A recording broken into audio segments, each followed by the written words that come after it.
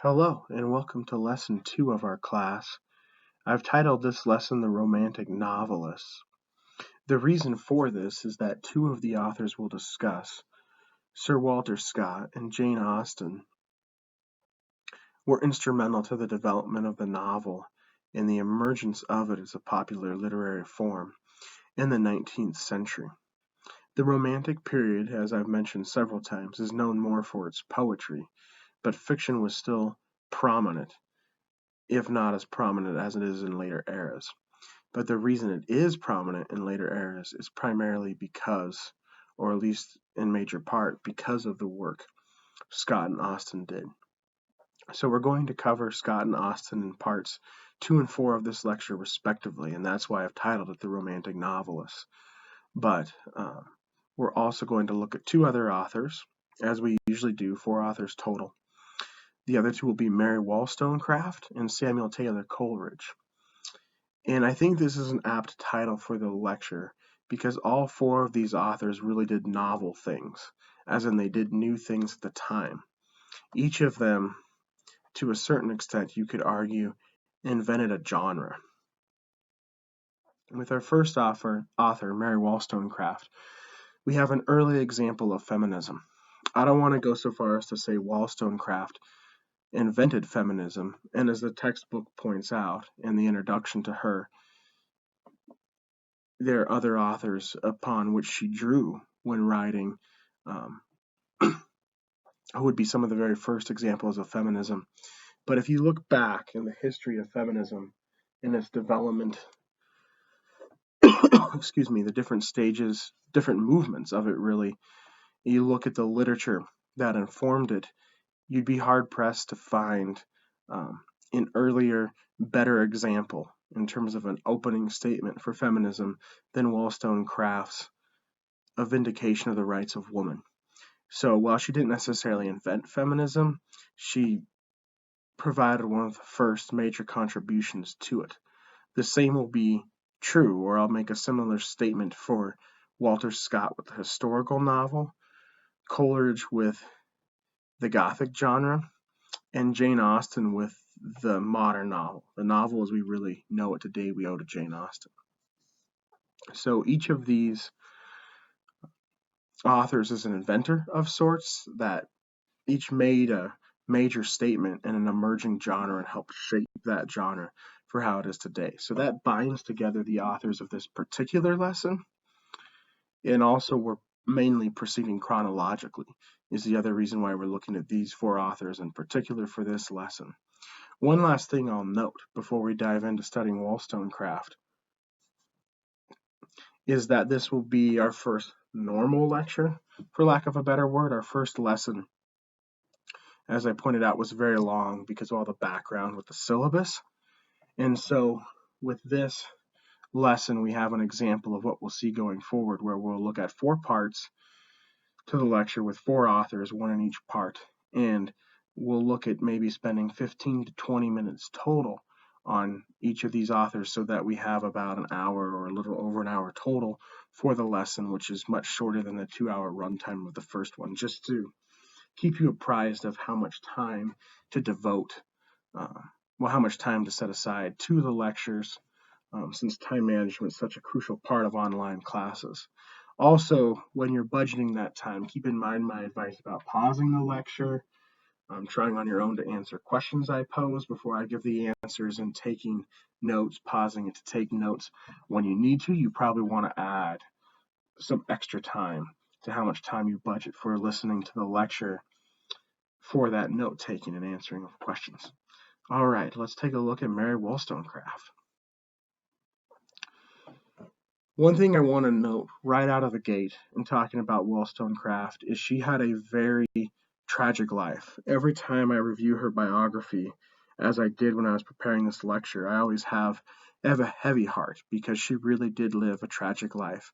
And her life was in part formed, her life experiences were in part formed by men who abused power and abused the women in their lives. And so for her to take a stand in her writing and argue for more freedom and equality for women is a very, you could argue, natural result of her experiences. But the even more tragic reality is that women all the time around her in this world at this time were experiencing similar things. This was a very patriarchal, male-dominated society where women really had no rights at all, particularly no rights to education, which, as you know, is so vital. So we'll really talk about education quite a bit. And I'd like to add that feminism has gone through many generations, many movements in those generations, many different iterations in the past 200 and plus years since Wollstonecraft published this text in 1792.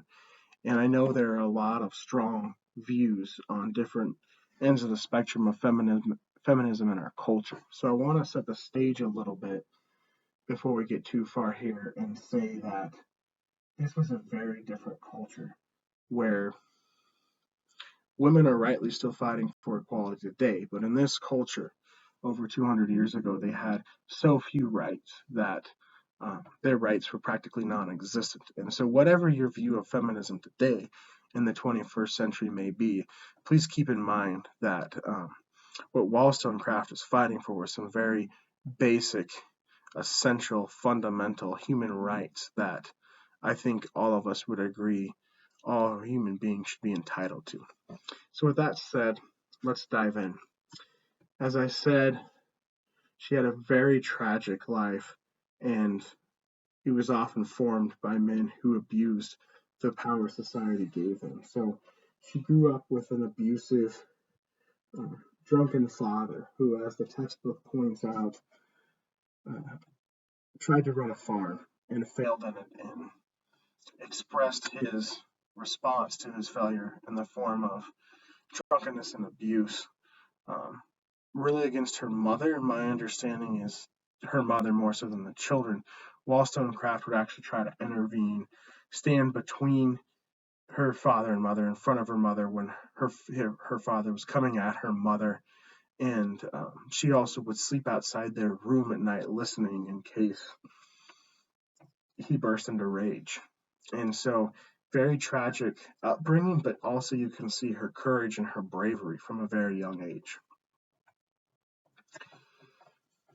When she was a young woman, she opened a girls' school near London with a couple of her sisters and her best friend, Fanny Blood. Fanny was just a couple of years older than Mary. They grew up together, and she shared some of the same views, and she was really a mentor to Mary. And one of her sisters who opened the school with her, as the textbook mentions, she rescued from an abusive relationship.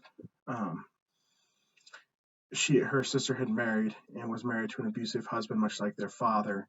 And after giving birth to their first child, Mary helped her escape that relationship. Unfortunately, um, the father, of course, because of the laws at that time, received custody of the child, and it died within a year.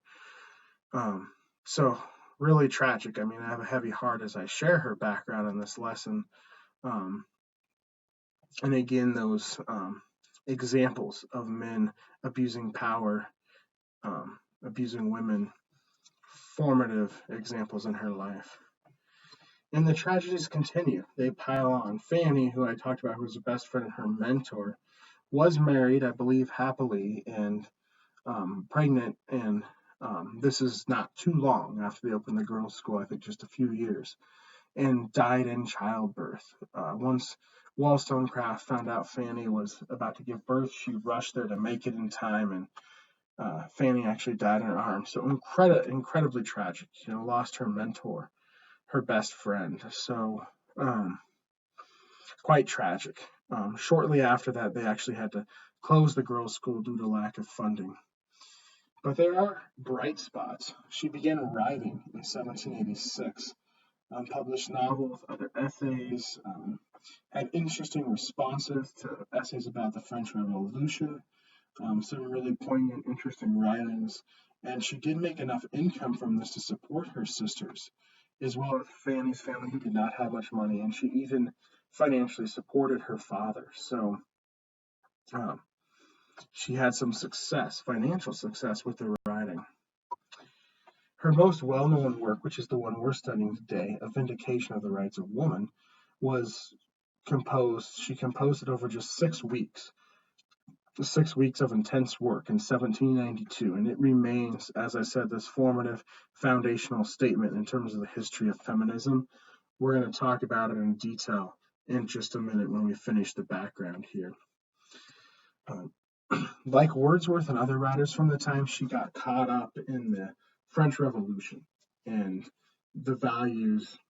Like other romantics, she believed the revolution embodied. So she went to Paris later that year, December 1792, to observe the revolution, just as Wordsworth and other authors we've studied did. There she met an American man named Gilbert Imlay and fell in love with him. Unfortunately, her history with Gilbert continues the tragedy. They had a daughter, Fanny Imlay, who was born in 1794. But Imlay was a philanderer. He had various mistresses, did not stay committed to one woman, and Mary was, I would argue, deeply attached to him based on what we see from her biography, and he tried to find ways to, for lack of a way to put it more delicately, get rid of her. So he actually proposed to her that she visit Scandinavia, which was a harsh area to traverse at that time. Wollstonecraft, being the determined, bold, strong woman that she was, survived in Scandinavia for 4 months with her 1-year-old daughter, Fanny, and composed a book about her travels there when she got back. And I believe the book was quite popular. So that really didn't work. But really, unfortunately, there were several times this happened where Mary would be away for a while and she'd come home and find Imlay living with an actress or some other woman. And multiple times she tried to kill herself twice when she discovered that he was with another woman. She was even tried to jump off a bridge in London into the Thames and was rescued.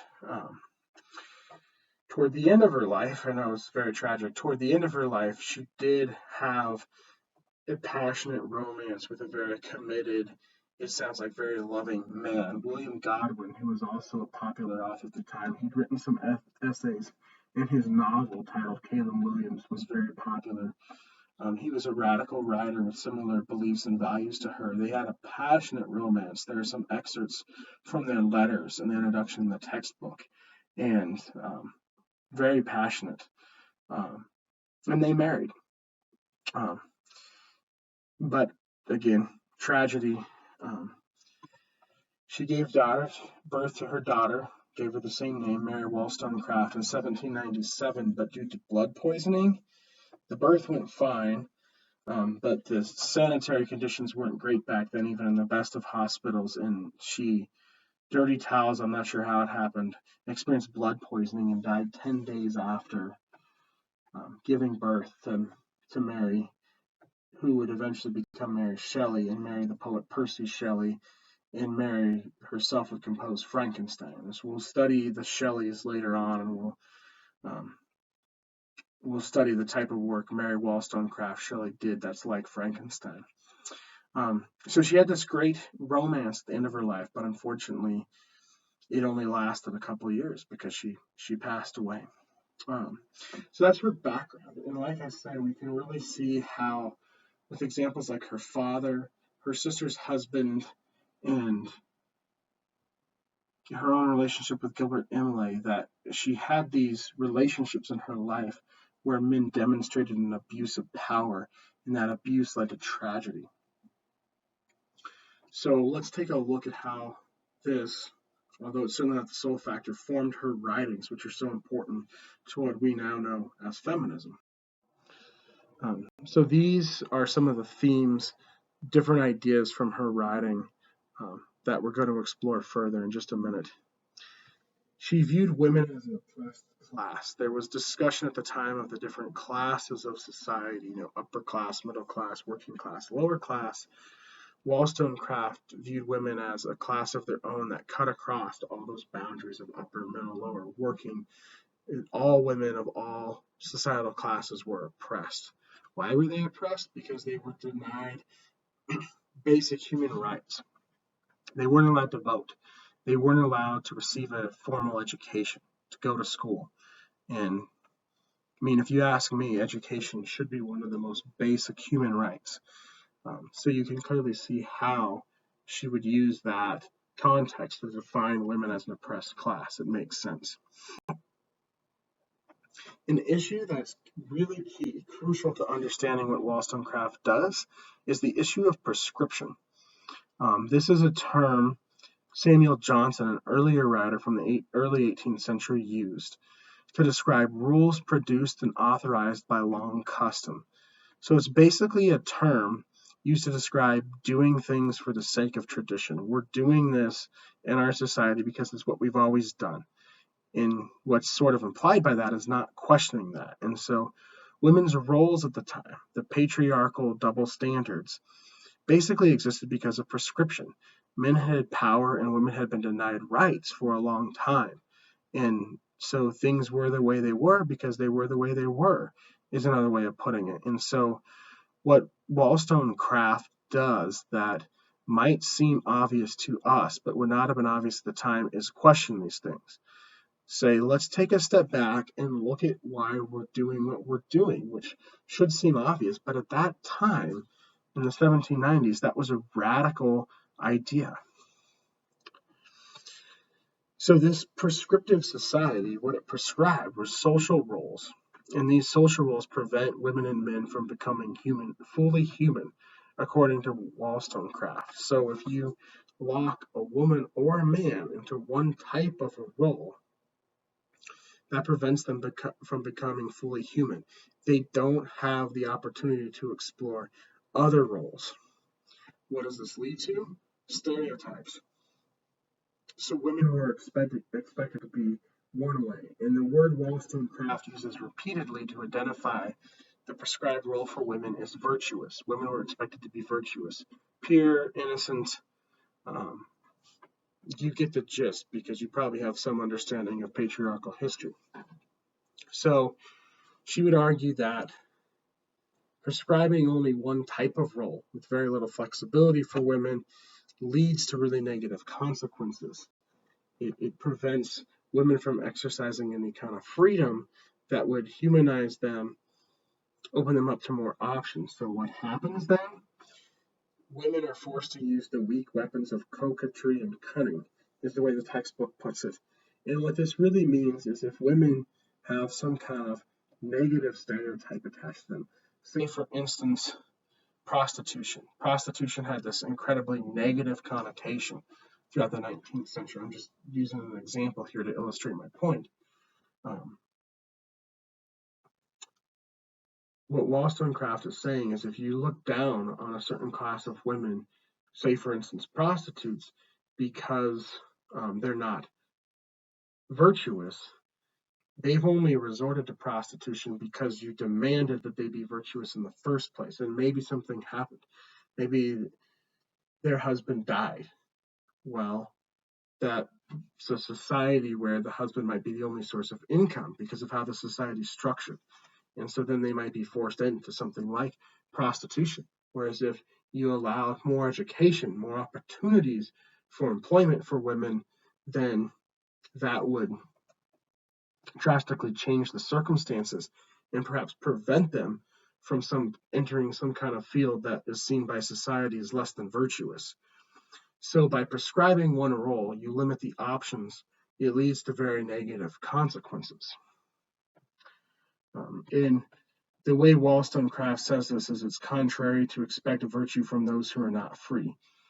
If you expect a certain standard, say like virtue, you have to give the people for whom you're expecting that the freedom to achieve it. Without freedom, they can't achieve it. What's really revolutionary about Wollstonecraft's work, is that this view was not just about women. This view she expresses in her essay here, even though it's called A Vindication of the Rights of Woman, is not just about women. She talks about men in it, and she talks about how men also suffered from these prescriptive stereotypical roles. The men in her life who abused their power, um, she doesn't necessarily speak specifically about them, but I'm speaking here and saying that she's witnessed those things. She argues that if you put a certain standard on men, just as you do women, it's also going to lead to negative consequences. So a society that lacks uh, gender equality is going to give men too much power. There's an imbalance of power between the genders.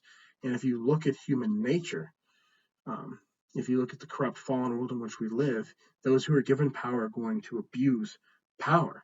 And so um, this problem she's identifying as true for men too. And the men's actions are making things worse for women, but part of the cause of their actions is a similar problem to what's affecting women at the time. So this to me is a really, really interesting take in her analysis of society. Um, so a way to kind of sum that up is the wielding of irresponsible power, as in men have an imbalanced amount of power, makes it irresponsible. It distorts the oppressed. It makes women be seen in one stereotypical way, but it also corrupts the oppressor. It leads men to do things they might not do if their power were more limited and contained. This seems incredibly important. I think about it today, and we've made a lot of progress in today's world, but these roles of men or women haven't completely changed from what they were at that time. And you think about things like the Me Too movement and the fact that it even exists, how much tragedy has led to its existence, shows that these kinds of things are still happening, perhaps, I would argue, for similar reasons. So I think revisiting a writer like Wollstonecraft is really important because we learn some things like that. So let's take a little bit of a closer look. And I only assigned a bit of this text because we have so much to read. But even from the first paragraph, the first page, you can pull out so much important stuff. Feel free to read more if you like because it's such a great work. But even from just the very beginning, you can pull out some great stuff. So I absolutely love her opening statement. It really encapsulates the whole thing well. This is why I like it. Contending for the rights of woman, my main argument is built on this simple principle, that if she be not prepared by education to become the companion of man, she will stop the progress of knowledge and virtue, for truth must be common to all, or it will be inefficacious, ineffective, essentially, with respect to its influence on general practice. So that idea, if you don't give women an opportunity, if you don't give them an education, they can't achieve what society expects them to achieve. And I think I'll talk about this more, but education is really the central point here. Along with food, water, shelter, and a lack of torture, education, I would argue, is just one of the most basic human rights. Everyone, whatever you believe about human rights, etc., everyone needs an education. And she's making a really good point here as to why. And how can women be expected to cooperate unless you know why she ought to be virtuous? So this is that idea I talked about of why we do what we do. The anti-prescription approach, attacking the idea of prescription, asking why do we do this? Why are women supposed to be virtuous? Solely because it's the standard, been the standard a long time? That's a logical fallacy. You have to give me a reason to do something other than we do this because we've always done it. She has another great example here. If children are to be educated to understand the true principle of patriotism, their mother must be a patriot. So in other words, if you want me to do something, if you want me to set a certain example, give me the ability to understand what that is and why I'm doing it. So these are great examples. These two quotes here are really examples to support the first quote, evidence, if you will, to show this idea, which the two main ideas here I would say. One, why do we do what we do? Questioning the prescriptive roles, looking for more than because we've always done it, more than tradition. And then two, if you want me to do something, let me learn how to do it well. Don't just tell me to do it and then give me no tools with which to do it. These are my two key takeaways of how Wollstonecraft makes her statement for greater gender equality. Okay, finally, what do we learn from this? Again, the fundamental question running through this is, why do we do what we do? This text, A Vindication of the Rights of Woman, is the opening statement of feminism, but it doesn't just appeal to 50% of the world's population. It asks these fundamental questions that all human beings should be asking. Why do we do what we do? Let's answer that before we do it. So what she's proposing here with this question is a general sense of inquisitiveness. Human beings should not act based on tradition or prescription, but instead question why certain traditions exist. And so that's all human beings, not just women. Again, I come back to education. That's the center of the argument. We've made a lot of progress, and women have access to education now. So it certainly didn't fix everything. But I think one of the main reasons why things are better now than they were then, even though they're still not great, is because women now have access to education. So education, and I would add freedom of self-expression, are basic human rights that should belong to all humans. By the freedom of self-expression, I mean that ability to go beyond the prescriptive stereotypical role, to be able to enter the workplace, to be able to receive an education rather than being locked into one role, to be something other than virtuous. So you see here this opening statement of feminism that makes these really important claims that are important for all people. And so we really have, I think here, we see a great statement of some of the ideals of the Romantic movement that are still applicable today, and highly important values, valuable things to question and ask.